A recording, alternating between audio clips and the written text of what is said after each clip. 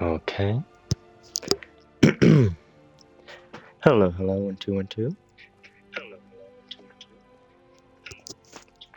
Audio check. Okay, let me just get a drink.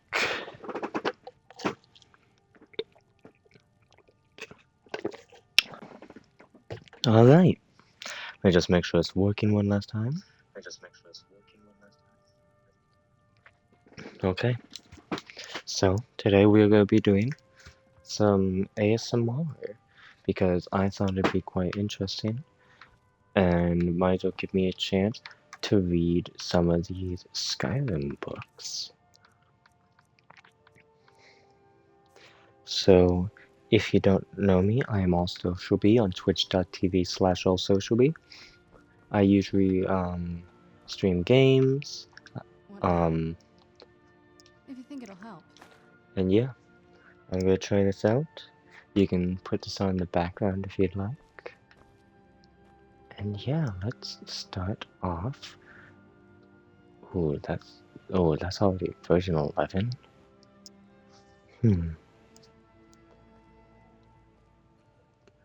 A hypothetical treachery. A one-act play by Anto Morvia.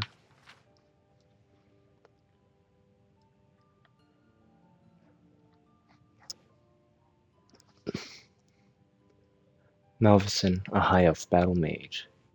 Ingalaya, a dark elf battle mage. Dulcetus, a cryo healer. Sheavus, an Argonian barbarian. A ghost, and some bandits. The scenes in Eldenwood. As the curtain rises, we see the misty labyrinthian landscape of the legendary Elden Grove of Valenwood. All around we hear wolves howling.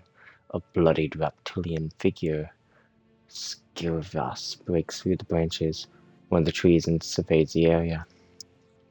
It's clear. A beautiful dark elf mage climbs down from the tree, helped by the barbarian. There is the sound of footsteps nearby. Skervius readies his sword, and Ingalai provides to cast a spell. Nothing comes out. You're bleeding. You should have Doticus heal that for you. He's still drained from all the spells he had to cast down in the caves. I'm fine. If we get out of this and no one needs it more, I'll take the last potion of healing. Where's Malvison?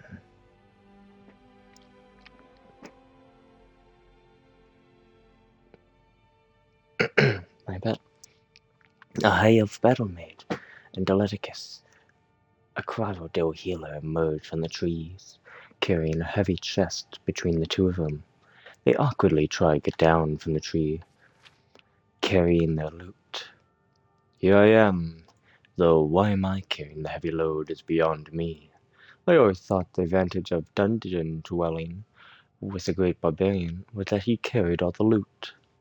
If I carried that, my hands would be too full to fight. And tell me if I'm wrong, but not one of the three of you has enough magical reserve to make it out of here alive. Not after you electrified and blasted all those homunculuses down below ground. Homunculi.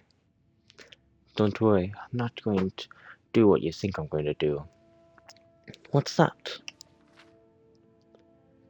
Kill you all and take the ebony mail for myself. Admit it, you thought I had that in mind.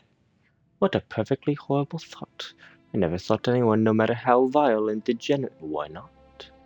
He needs porters, like he said.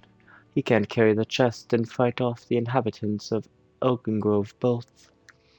By Strendar, Holly's mean and confining, typically Aragonian, and why do you need me alive?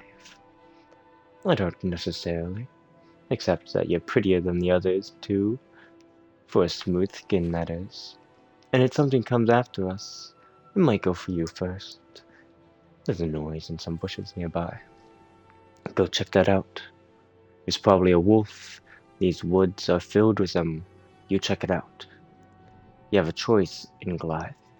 Go and you might live. Stay here, and you definitely won't. And Goliath considers, and then goes to the bushes. The king of Senvinar will pay good money for the mail, and we can divide it more nicely between 3 than 4. You're so right. And Goliath suddenly levitates up to the top of the stage. A semi-transparent ghost appears from the bush and rushes to the next person, who happens to be Skyrim. As the barbarian screams and thrashes out with his sword, it levels its blast of whirling gas at him. He crumbles to the ground.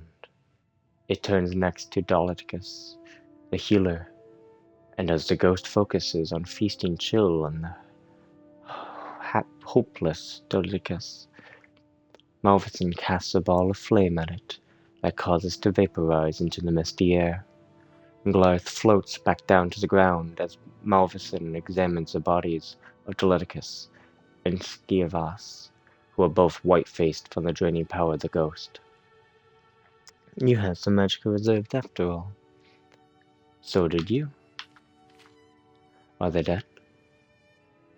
Malvison takes the potion of healing from Doliticus' pack. Yes, fortunately the potion of healing wasn't broken when he fell. I guess this leaves just the 2 of us to collect the reward. We can't get out of this place without each other, like it or not. The 2 battle mages pick up the chest and begin plooting carefully through the undergrowth, pausing from time to time at the sound of footsteps or other eerie noises. Let me make sure I understand. You have a little bit of magical left, so you elected to use it to make Skyrim the ghost target, forcing me to use most of my limited reserve to destroy the creature, so I wouldn't be more powerful than you. That's first-rate thinking. Thank you. It's not only logical. Do you have enough power to cast any other spells? Naturally, an experienced battle mage always knows a few minor, but highly effective spells for such a trial. I take it you too have a few tricks up your sleeve? Of course, like you said. They pause for a moment before continuing, as a fearful wail pierces the air. When it dies away, they slowly trudge on. Just as an intellectual exercise, I wonder. What spell would you cast on me if we were to make it out without any more combat? I hope you're not implying that I would dream of killing you, so I'd keep all the treasure to myself. Of course not. Nor would I do that to you. It's merely an intellectual exercise. Well, in that case, purely an intellectual exercise, I'd probably cast the leech spell on you to take away your life force and heal myself. After all, there are brigands on the road between here and Sylvanar, and a wounded battle mage with a valuable artifact would make a tempting target. I'd hate to survive Elsengrove merely to die in the open. That's a well-reasoned response. As for myself, again, not saying I would ever do this, but I think a simple, sudden electrical bolt would serve me purpose admirably. I agree about the danger of brigands, but don't forget we also have a potion of healing. I could easily slay you and heal myself to full capacity. Very true. It would end up a question then whose spell was more effective at that instant. For spells counteracted one another. I leached your life by energy only to be crippled by your lightning bolt. Then we can both be killed. We're so near death that a mere potion of healing would scarcely help either one of us, let alone both. How ironic would it be if 2 scheming battle mages, not saying that we are scheming, but for the purpose of this intellectual exercise, were left on the brink of death, completely drained of magicka, with 1 healing potion to choose from. Who will get it? Logically, whoever drank it first, which in this case would be you, since you're holding it. Now, what if one of us were injured, but not killed? Logic would dictate that a scheming battle mage would take the potion, leaving the injured party to the mercy of the elements, I suppose. That does seem most sensible. But suppose that the battle mages, while certainly scheming types, had a certain respect for one another. Perhaps in that case, the victorious one might, for instance, put the potion up in a tree near his or her gravely wounded victim. Then when the wounded party had enough magicka replenished, he or she would be able to levitate to the tree branches and recover the potion. By that time, the victorious battle mage would have already collected the rewards. They paused for a moment. The sound of something in the bushes nearby. Carefully, they climbed across the branches of a tree to bypass it. I understand what you're saying, but it seems out of character for a hypothetic, scheming battle mage to allow his or her victim to live. Perhaps. It's been my observation that the most scheming battle mages enjoy the feeling of having bested someone in combat, having that person alive to live was a humiliation. These hypothetical scheming battle mages sound delight. Do you see it? The two scurry across a branch, dropping behind a bush, so we can no longer see them. We can, however, see the shimmering hollow of sunlight. We made it. Indeed. There's a sudden explosion of electrical energy and a wild howling of aura of red light, and then silence. After a few moments of pause, we have someone climbing up the tree. It's Malvison, putting the potion high up in the burrow. He chuckles as he climbs back down, and the curtain drops. The curtain rises on a road to Silvanar. A gang of bandits have surrounded Malvison, who is propped up on his staff, barely able to stand. They pull his chest away from him with ease. What have you got here? Don't you know it ain't safe to be out here on the road, all sick like you are? Why don't we help you with your load? Please, let me be. Go on, spellcaster, fight us for it. I can't. Too weak. Suddenly, Ingle flies in, casting lightning bolts from her fingers at the bandits, who quickly scramble away. She lands on the ground and picks up the chest. Malvison collapses, dying.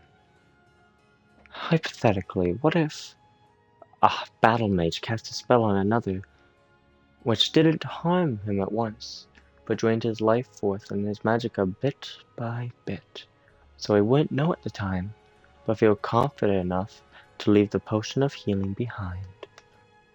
The most treacherous battle mage she'd be. And hypothetically, would she be likely to help her fallen foe so that she could enjoy the humiliation to watch him continuing to live? From my experience, hypothetically, no. She doesn't sound like a fool. As England lugs the chest off towards Silvanar, and Malvison expires on the stage, we drop the curtain.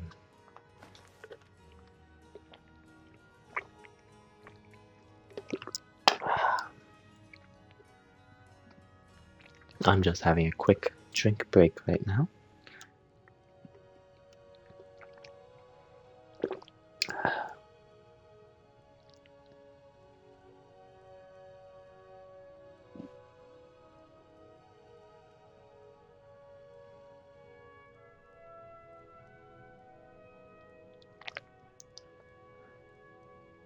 My apologies. So that first book seemed like a stage play. Adria and Deidria is going to be our next book. The designations of gods, demons, Adria and Deidria, are universally confusing to the layman. They are often used interchangeably. Adria and Deidria are not relative terms. They are elvish and exact. Adria is Daedra, both Skyrim and Morrowind. Adria usually translated as ancestor, which is close to the hydraulic as theodraulic can come into this elven concept. Daedria means roughly, quote, not our ancestors.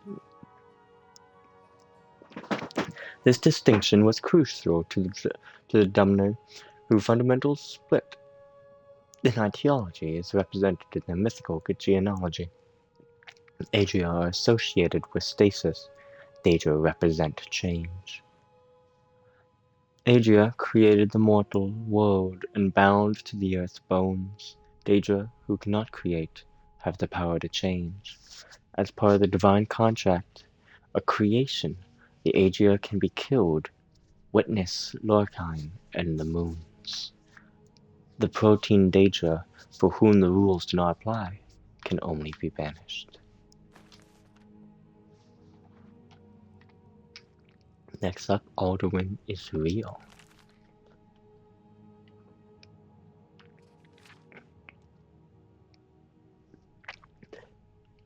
As my dad used to say, Imperials are idiots. That's why I'm writing this book. I had never wrote a book before, and I do not reckon to write one again. But sometimes a man must do what a man must do, and what I must do is set the record straight about the god called Akintosh and the dragon called Alduin. They ain't be the same thing, no matter what them Imperials might say, or what they might wish to be so. My da was never one for the gods, but me ma was. She worshipped all the divines, and taught me lots of things. So I know a thing or two about Akatosh, just as much as any Imperial. I know he was the first of all gods to take shape in the beginning place, and I know he has shape of a dragon. My da even told me about the story of the Morphin Spectrum, and these things what happened to the gates to oblivion opened. Septim turned to the spirits of Alcatosh and killed Murphin dragon. Now I don't know about you, but any dragon that fights the Prince of Destruction is okay with me. Now I hope you understand the problem. Akatosh is good. Everyone, from Nord to Imperial, knows that. But Alduin, he ain't good. He's the opposite of good. That Alduin is evil, through and through. So you see, Akintosh and Alduin can't be the one and the same. Growing up as a lad in Skyrim, I heard all the stories who told me by me da, who was told by his da, who was told by his da, and so on. And those stories went about Alduin. But see, he was not Akintosh. He was another dragon. A real one at that. Akintosh is some kind of spirit dragon, I think, when he bothers to be a dragon all, and not God living in some kind of a god place like Oblivion. But Alduin is a real dragon, with flesh and teeth, and a mean streak longer than the White River. And there was a time when Alduin tried to steal rule over all of Skyrim, with his other dragons. In the end, it took some mighty strong heroes to finally kill Alduin, and be done with his whole sorry story. So I got to ask, does that sound like Akintosh to you? No, friend, no it do not. And so I, Swangar Ironhead, do firmly say, with the utmost convulsion, that Alduin is real, and he ain't Akintosh.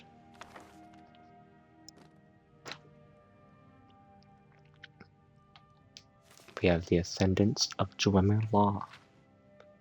This book is a historical account of the development of Dwemer Law and custom from its roots in High Elven culture. In short, so far as I am able to trace the order of development and the customs of Bomitri tribes, I am able to believe that it has been always comparable to the growth of Altmir law. The earlier liability for slaves and animals was mainly confined to surrender, which as in Somerset Isles later became a compensation. And what does this matter for a study of our laws today? So far as concerns with influence of the Ultimani law upon our own, especially the Ultimate law of master and servant.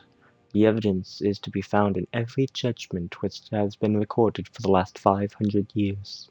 It has been stated already that we will still repeat the reasoning of the Ultimate Misfregates, empty as is, to the present day, and I'll quickly show how Ultimate custom can be followed into the courts of the Dwemer.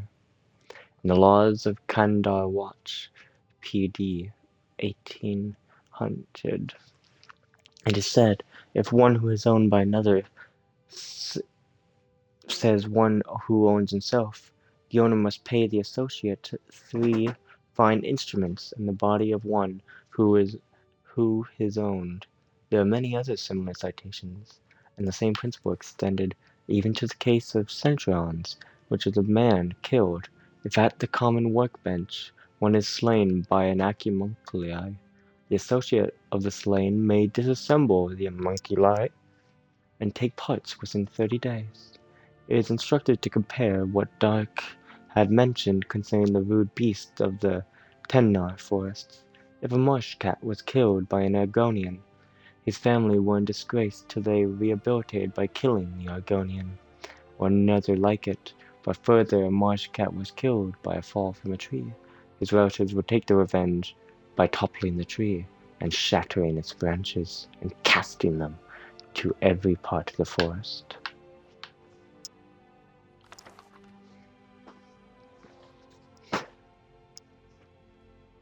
Hang on, let me just readjust myself.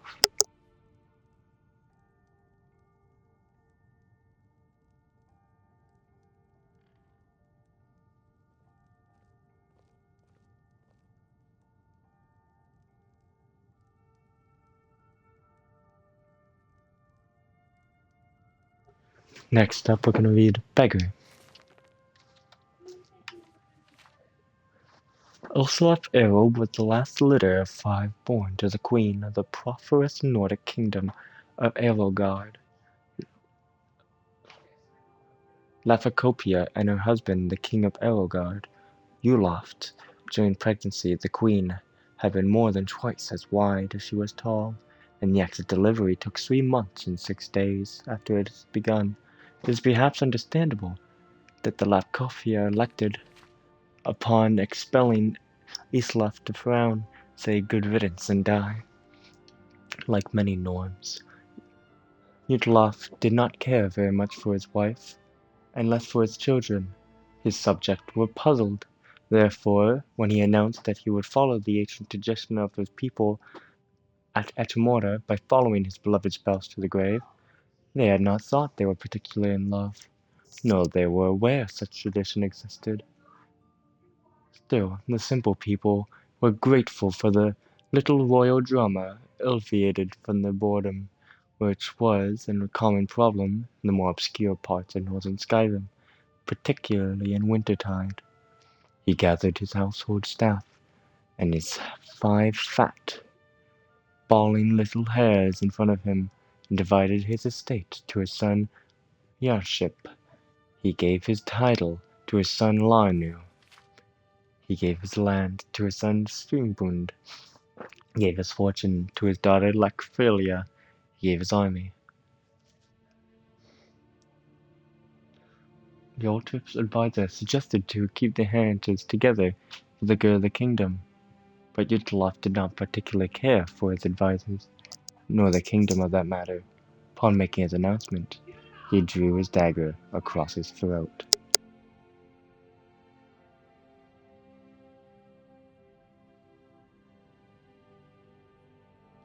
One of the nurses, who was rather shy, finally decided to speak as the king's life ebbed away. Your Highness, you forgot your 5th child, little Islav. Good Vulof groaned. It was somewhat hard to concentrate with blood gushing out from one's throat. After all, the king tried in vain to think of something to bequeath, but there was nothing left. Finally, he sputtered irritably.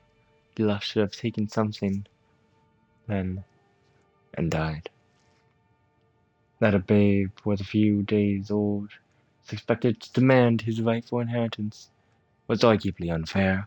But so, Islaf Errol was given his birthright. With his father's dying breath, he would have nothing but what he has taken. Since no one else would have him, the shy nurse, whose name was Drushba, took the baby home. It was a decrepit little shack, and over the years that followed, it became more and more decrepit. Unable to find work, Drushba sold all her furnishing to buy food for little Islaf. By the time he was old enough to walk and talk, She had sold the walls and the roof as well, so they had nothing but a floor to call home. And if you have ever been in Skyrim, you can appreciate that is scarcely sufficient. Joshua did not tell Islaf the story of his birth, that his brothers and sister were leading quite nice lives with their inheritances, for, as we had said, she was rather shy, and found it difficult to broach the subject. She was so painfully shy, in fact, that whenever he asked any questions about where he came from, Joshua would run away. That was more or less the answer to everything, to free. In order to communicate with her at all, Islaf learned how to run, or as soon as he could walk. He couldn't keep up with his adopted mother at first, but in time, he learned to go toe heel, if he anticipated a short but fast sprint, and heel toe, missing Drushba was headed for a long distance marathon flight. He never did get all the answers he needed from her, but Islaf did learn how to run.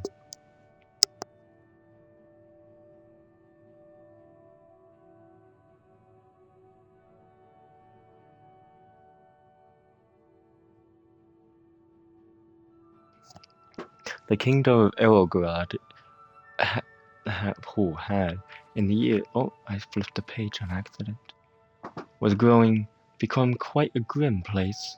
King Vincent did not have a treasury for Schwongbud, who had given that. He did not have any property for income.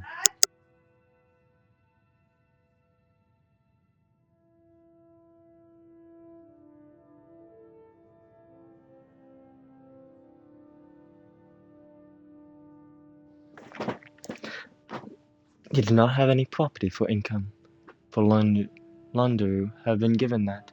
He did not have an army to protect the people, for Lactria had been given that. Furthermore, as he was but a child, all decisions in the kingdom went through Vincent's rather corrupt council. It had become a bureaucratic, explosive land of high taxes, rampant crime, and regular incursions from neighboring kingdoms. Not a particularly unusual situation for a kingdom of Tamriel, but an unpleasant one nonetheless.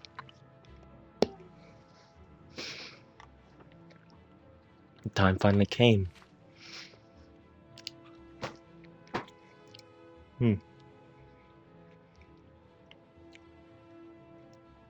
Excuse me. The tax collector arrived to Druspa's hovel, such as it was, to collect the only thing he could, the floor. Rather than protest, the poor shy maid ran away, and Islaf never saw her again. Without a home or mother, Islaf did not know what to do. He had grown accustomed to the cold open air in Druspa's shack, but he was hungry. "May I have a piece of meat?" he asked the butcher down the street. "I'm very hungry." The man has known this boy for years. Often spoke to his wife about how sorry he felt for him, growing up in a home with no ceiling or wall. He smiled at Islaf and said, Go away, or I'll hit you. Islaf hurriedly left the butcher and went to a nearby tavern. The tavern's keeper had a former valet in the king's court and knew that the boy was by right a prince. Many times he'd seen the poor ragged lad in the streets and sighed at the way fate has treated him. "May I have something to eat?" Islaf asked the tavern's keeper. "I'm very hungry." You're lucky I don't cook you up and eat you, replied the tavern's keeper. Islaf hurriedly left the tavern for the rest of the day. The boy approached the good citizens of Ilograd, begging for food. One person had thrown something at him, but it turned out to be an unedible rock. As night fell, a raggedy man came up to Islaf, and without saying a word, handed him a piece of fruit and a piece of dried meat. The lad took it, wide-eyed, and he devoured it, thanked the man very sweetly. "If I see you begging on the streets tomorrow," the man growled, "I'll kill you myself. There are so many beggars that we of the guild allow in any one town, and you make it one too many. You're ruining business." It was a good thing Islaf Errol knew how to run. He ran on knife. Islaf Errol's story is continued in the book Thief, which I did not know, but I'm pretty positive I have that book. Gathering the Words.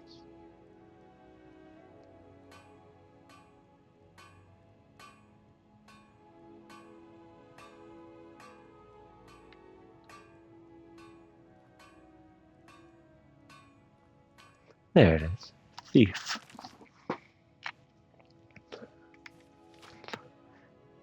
If the reader has not had the pleasure of reading the first volume of the series on the life of Islaf Errol Beggar, should close this book immediately, for I shan't recap.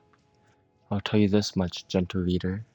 When we last saw Islaf, he was a boy, an orphan, a failed beggar, running through the winter woods of Skyrim, away from his home of Iroglad. He continued running, stopped here and there for many more years, until he was a young man. Islaf discovered that among the ways of getting food, asking for it was the most troublesome. Far easier was finding it in the wilderness, or taking it from some unguarded market stalls.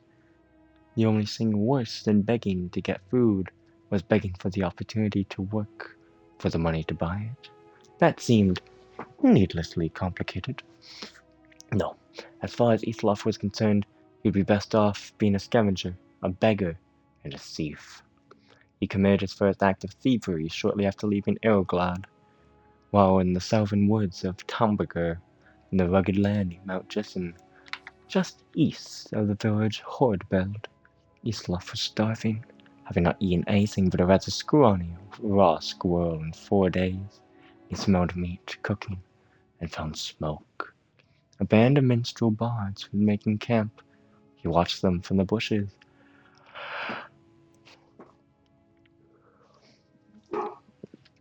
As they cooked and joked and flirted and sang.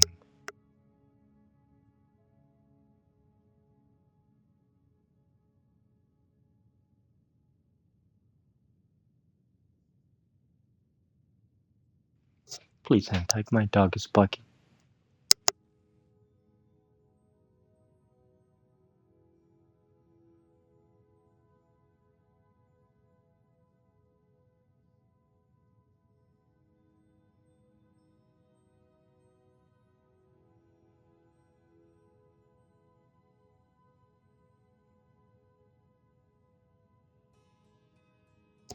My apologies.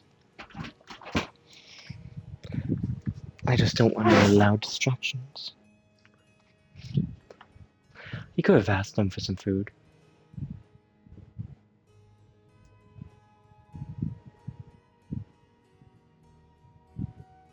Okay, I need to turn down my fan just by one. It is quite hot in my room. And I don't want the fan to interrupt my reading. But also I do not want to die of heat stroke. That will do. He could have asked them for some food, but so many others had refused him before. Instead, he rushed out, grabbed a piece of meat from the fire, and wincing from the burns, scrambled up the nearest tree to devour it, while the bard stood under him and laughed. "What's your next move, thief?" giggled a fair, red-headed woman who was covered with tattoos. "How do you intend to disappear without us catching and punishing you?"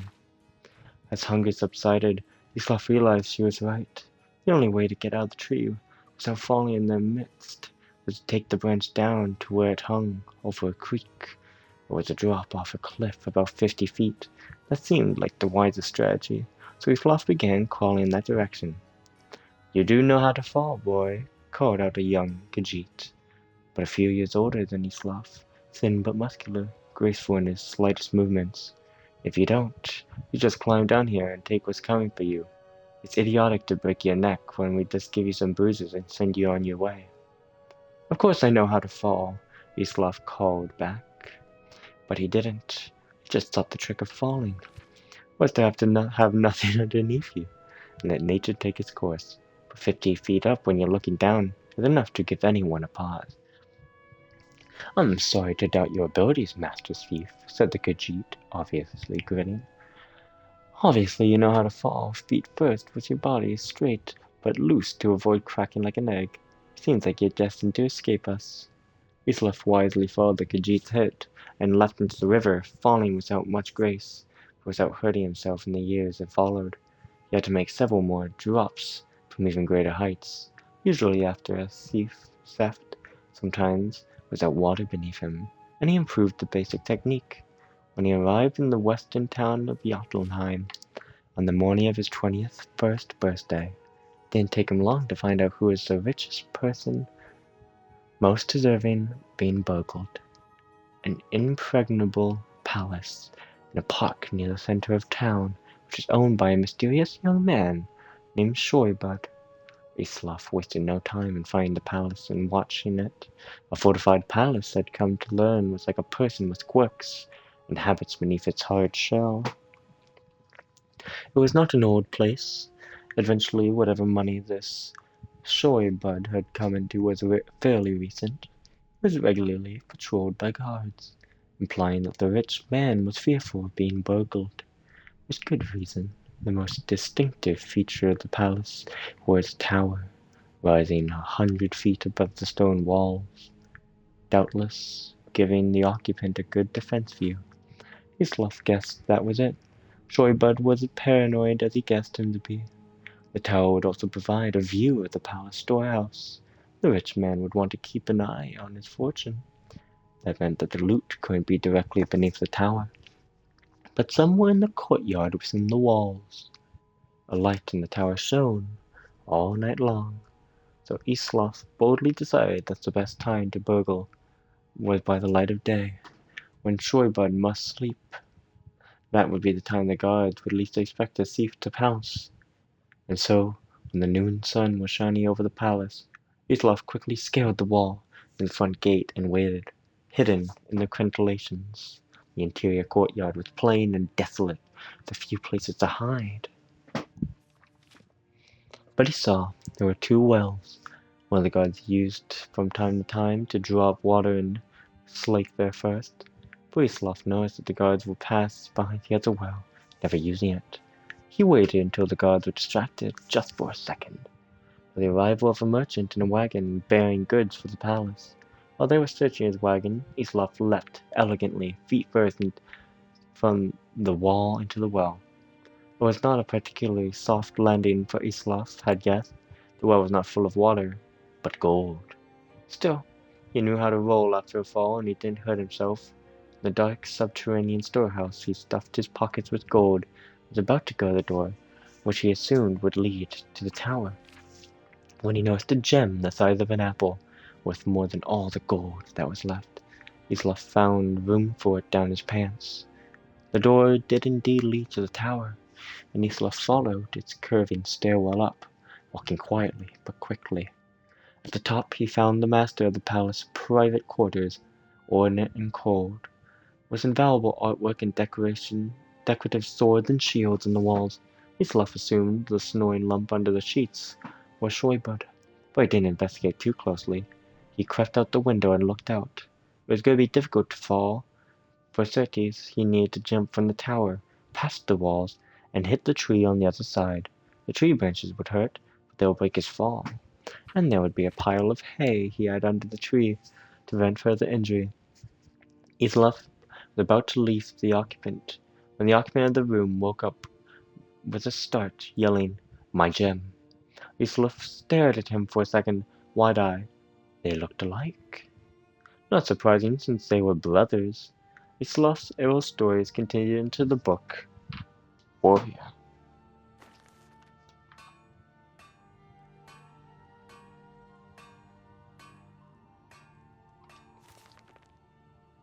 Warrior.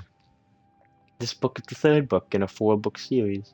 If you have not read the first 2 books, Beggar and Thief, you would be well advised to do so. Shoybud Arrow did not know much of his past, nor did he care to. As a child, he had lived in Arrowglad, but the kingdom was very poor and taxes were the result of a very high. He was too young to manage his abundant inheritance. But His servants, fearing that their master would be ruined, moved him to Jotunheim. No one knew why that location was picked. Some old maid, long dead now, had thought it was a good place to raise a child. No one else had a better idea. There may have been children with a more pampered, more spoiled existence than a young Shoibud, but that is doubtful. As he grew, he understood that he was rich, but he had nothing else. No family, no social position, no security at all. Loyalty, he found out more than one occasion, cannot truly be bought. Knowing that he had just one asset, a vast fortune, he was determined to protect it, and if possible, increase it. Some otherwise perfectly nice people are greedy, but Shoibird was that rare accident of nature or breeding, who had no other interest but acquiring and hoarding gold. He was willing to do anything to increase his fortune. Most frequently, he has begun secretly hiring merchants to attack desirable properties and then buying them when no one wanted to live there anymore. The attacks would then, of course, cease, and Shorebird would have a profitable land, which he had purchased for a song. It had begun small with a few farms, but recently it began a more ambitious campaign. In north-central Skyrim, there's an area called the Altero, which is of unique geographical interest, which is a dormant volcanic valley surrounded on all sides by glaciers. So the earth is hot from volcano, but the constant water drizzle and air is frigid. A grape called jebe grows there comfortably, and everywhere else in Tamriel it withers and dies. The strange vineyard is privately owned, and the wine produced from thus is rare and extremely expensive. It's said that the Emperor needs the permission of the Imperial Council to have a glass of it once a year in order to harass the owner of the altar into selling his land cheap. Shoywood had to hire more than a few mercenaries. He had to hire the most finest private army in Skyrim. Shoywood did not like spending the money, but he had agreed to pay the general of the army, a woman called Laktrifa, a gem the size of an apple. He had not given to her yet. Parent were to be delivered on the success of the mission, but he had trouble sleeping knowing that it was going to be giving up such a prize.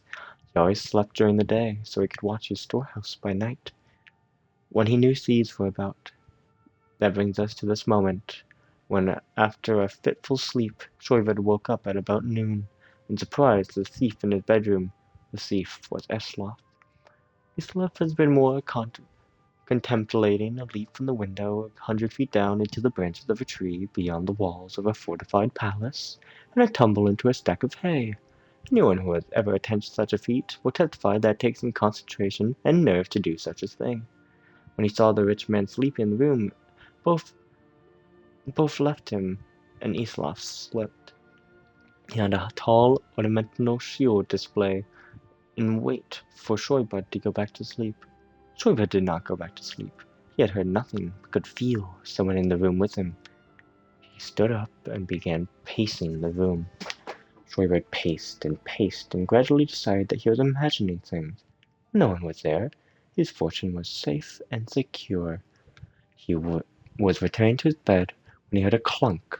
Turning around, he saw the gem, one he was to give Lakfrisha on the floor by an Elmonian cavalry shield.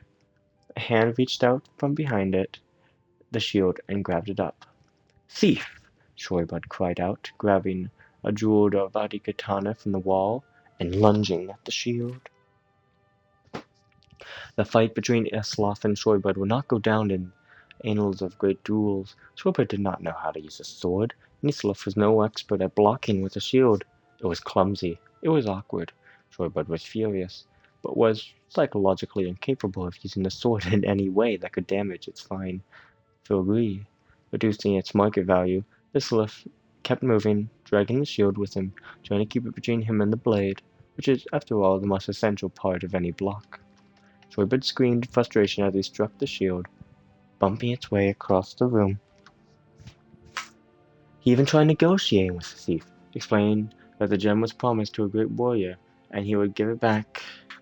Shoibud would happily give him something else in return. Isloth was not a genius, but he did not believe that. By the time Shoibud's guards came to the bedroom in response to the master's calls, He had succeeded in backing the shield into a window. They fell on the shield, having considerable more expertise with their swords than Shoibud did, but they discovered that there was no one behind it. Islaf had leapt out the window and escaped. As he ran heavily through the streets of Jotunheim, making jingling noises from the gold coins in his pockets, and the huge gem chafe where it is hidden, Islaf did not know where he should go next. He knew that only he could never go back to that town. He must avoid a warrior named Laftrisha, who had claimed the jewel. Continued in the book, King.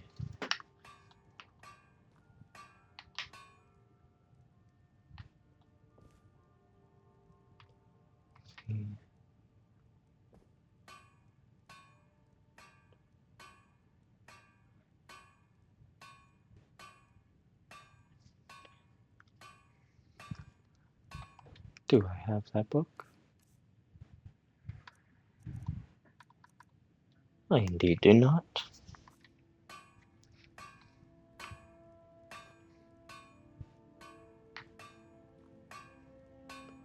Let's say we do a brief history of the Empire, and then we call it a day.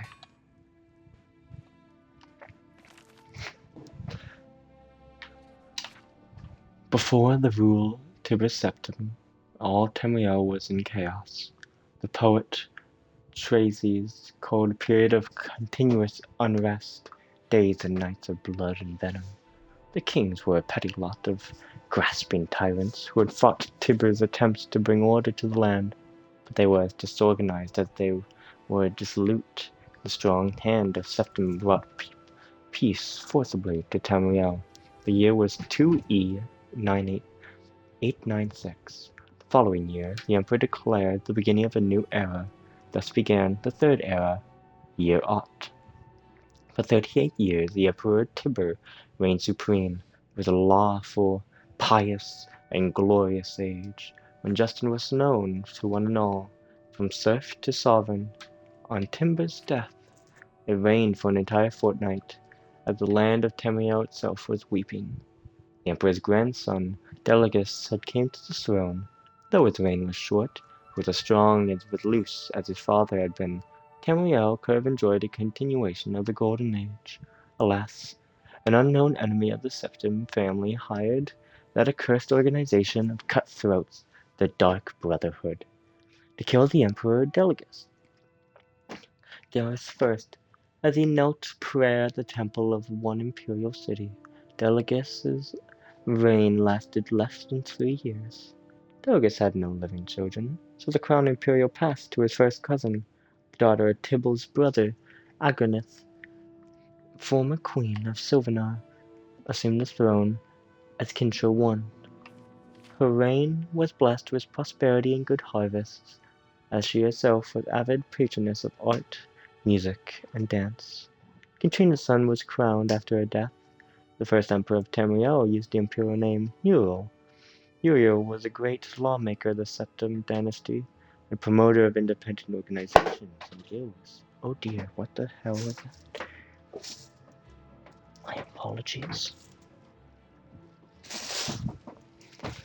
Under his kind but firm hand, the Fighters Guild and Mages Guild increased in prominence, though throughout Tamriel, his son and successor Uriel II reigned for 18 years, from the death of Uriel I in 3E64 to Delegus II accession in 3E82. Tragically, the rule of Uriel II was cursed with blights, plagues, and indirections. The tenderness he had inherited from his father did not serve Tamriel well, and little justice was done. Delegus II inherited not only the throne from his father, but the debt from the latter. Poor financial and judicial management. Delegus dismissed all the elder council and allowed only those willing to pay great sums to resume their seats. He encouraged similar acts among his vassals, the kings of Tamriel, and by the end of his 17-year reign, Tamriel had returned to prosperity. His critics, however, had suggested that any adviser proceeded of wisdom, but not of gold, had been similarly outcasted by Delegus. This may have led to some of the troubles his son Antiochus faced when he in turn became emperor. Antiochus was certainly one of the more flamboyant members of the usually obscure septim family. He had numerous mistresses, and nearly as many wives. He is renowned for the grandeur of his dress and the high good humor. Unfortunately, his reign was ripe for a civil war, surpassing even that of his grandfather Uriel II.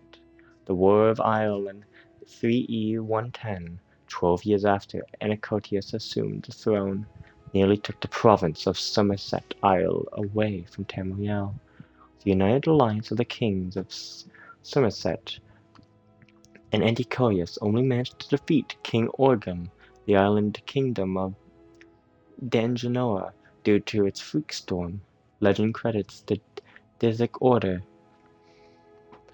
of the Isle of Aeternum with sorcery behind the tempest. The story of Kintria II, heiress to her father. Oh my goodness, I cannot read all these words. Is certainly one of the saddest tales in imperial history. First cousin Uriel, son of Queen Domitor of Solitude, accused Kintra of being the bastard, alluding to the infamous decadence of the imperial city during her father's reign. This accusation failed to stop her coronation.